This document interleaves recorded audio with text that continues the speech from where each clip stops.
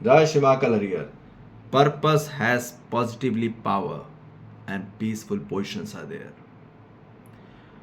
Purpose ही मानव को पावर दिलाता है, पर्पस ही पोजीशन दिलाता है, पर्पस ही पॉजिटिवनेस लाता है और पर्पस ही उसके जीवन में शांति लाता है। उद्देश्य ही मानव के जीवन में ताकत बनती है। जहां उद्देश्य बनता है उसी तत्काल उसी क्षण ताकत आने लग जाती है। जहां उद्देश्य आ जाता है उसी क्षण सकारात्मक बनने लग जाती है।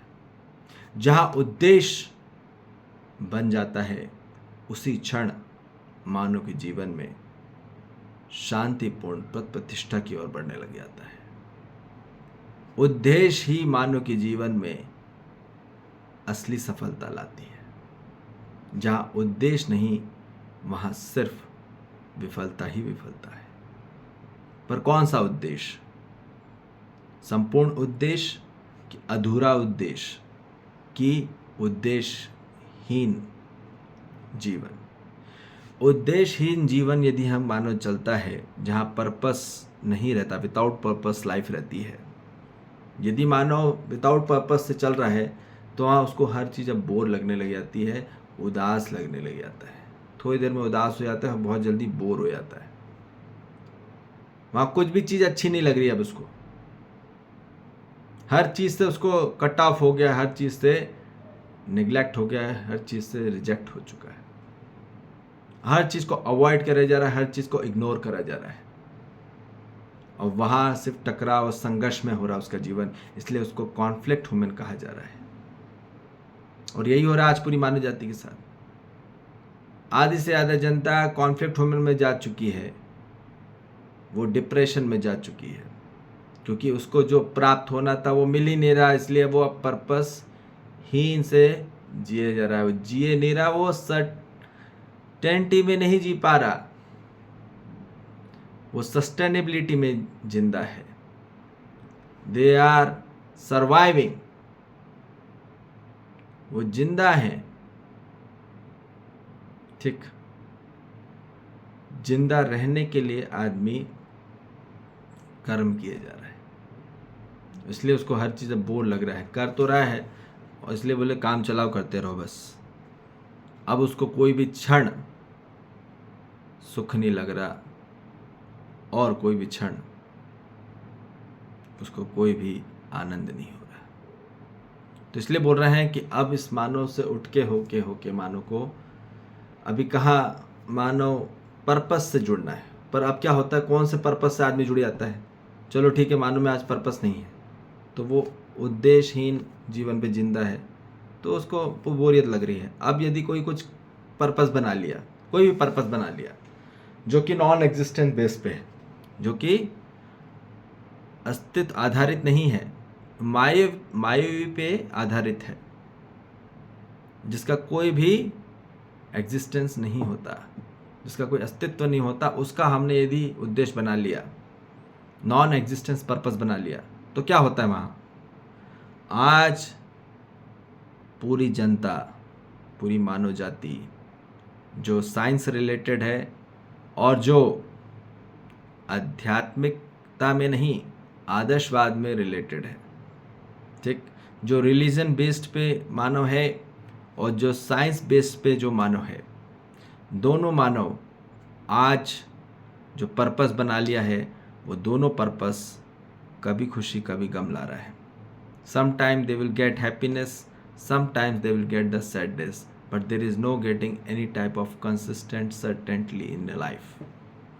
वहाँ कोई भी निश्चित निरंतरता में सुख शांति प्राप्त नहीं हो रही और ना ही होगी, ना ही होगी। भले वो साइंटिस्ट बन जाए, वो डॉक्टर बन जाए, वो इंजीनियर बन जाए, वो आर्टिस्ट बन जाए, या कोई भी किसी फील्ड में कोई भी एक्सपर्ट बन जाए, ठीक, या स्पेशलिस्ट बन जाए, ठीक है, या हाईली प्रोफेशनल पर्सन बन जाए, ठीक है।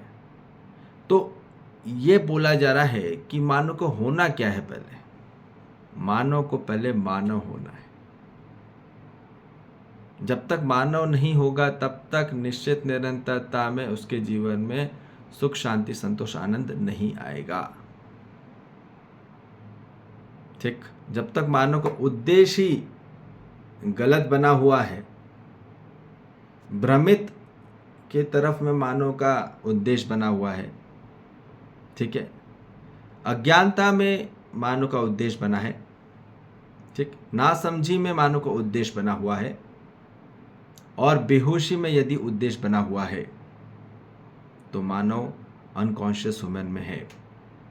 और वही मानव को सबसे ज़्यादा कभी खुशी कभी गम मिल रहा है, कभी अच्छा लगता है कभी बुरा लग जाता है, कभी प्रॉफिट लगता है कभी लॉस लग जाता है, कभी सक्सेस कभी लगता है कभी फेलर लग जाता है, कभी पॉजिटिव लगता है कभी नेगेटिविटी लग जाता है। तो इसमें कोई भी चीज़ की कंसिस्टेंट नहीं है, ड्युअलिटी है। ठीक है, ये बात हमको समझ में आ जाए।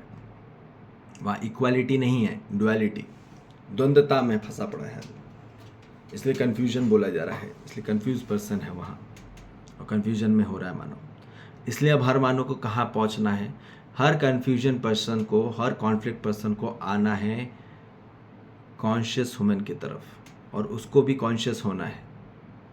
हर मानव को कॉन्शियस ह्यूमन बनना है, होना है स्वयं में। और वो कैसे होगा? अस्तित्व का उद्देश्य बना के ही। अस्तित्व का जो उद्देश्य है वो है जागृति का उद्देश्य। जागृति ही उद्देश्य है, ज्ञान ही उद्देश्य है, समझ ही उद्देश्य है। जिनके जीवन में समझ, ज्ञान, जागृति का उद्देश्य है वही असली जागृति के पथ पर है, जहाँ पूरी मानव जाति को जागृति की ओर ले आने का प्रयास है, असली सर्वश्रेष्ठतम पद प्रतिष्ठा तक पहुंचने का प्रयास है, जहाँ वास्तविकता में मानव को आनंदमय प्राप्त होगा। आनंद में वहीं प्राप्त होगा जहाँ उद्देश्य मानव का अस्तित्व आधारित पे है। वही मानव को प्राप्त होगा असली पांडित्यता, निपुणता, कुशलता। यही सामर्थ्यता है। ठीक, तो इसलिए अब हर मानव जाति को आना होगा केवल और केवल जागृति मार्ग में ही, कॉन्शियस ह्यूमन की तरफ ही आना होगा, जहाँ मानव को ब्लिसफुलनेस लाइफ मिलेगी। और यही जीवन है, इसी तरफ में आना होगा, और यही असली पर्पस है। उसके जीवन में अपने आंतरिक, उसकी मन, वृत्ति, चित्त, बुद्धि, आत्मा अलाइन हो जाए, वो असली एनलाइटमेंट की तरफ पहुँचे, प्रभुत्व तक पहुँचे। यही उसका उद्देश्य है। तभी उसके जीवन में असली पॉजिटिविटी रहेगी, असली ताकत रहेगी, असली शांति रहेगी, और असली पद प्रतिष्ठा तक पहुँचेगा। प्रभुत्वता तक पहुँचना ही, एनलाइटमेंट तक पहुँचना ही असली पद प्रतिष्ठा को प्राप्त करना है। और यही असली राह है, यही असली मार्ग है, यही असली मानव के जीवन में मार्ग है। ठीक, और यहीं पे दर्शन होगा, इसलिए मार्गदर्शन यहीं पे है, सत्य की ओर ही है। सत्य की तरफ में ही मानव को बढ़ना है, सत्य की खोज करना है। सत्य की खोज ही अस्तित्व की उद्देश्य को प्राप्त कर लेना है। ठीक, इसलिए सत्य की खोज में आगे बढ़ें, जिज्ञासा करें सत्य की तरफ, जागृति की तरफ। आपके जीवन में वास्तविक आनंद में प्राप्त होगा, और इसी जन्म में होगा, यदि आपने संकल्प लिया तो, आपने जिज्ञासा बढ़ाई तो।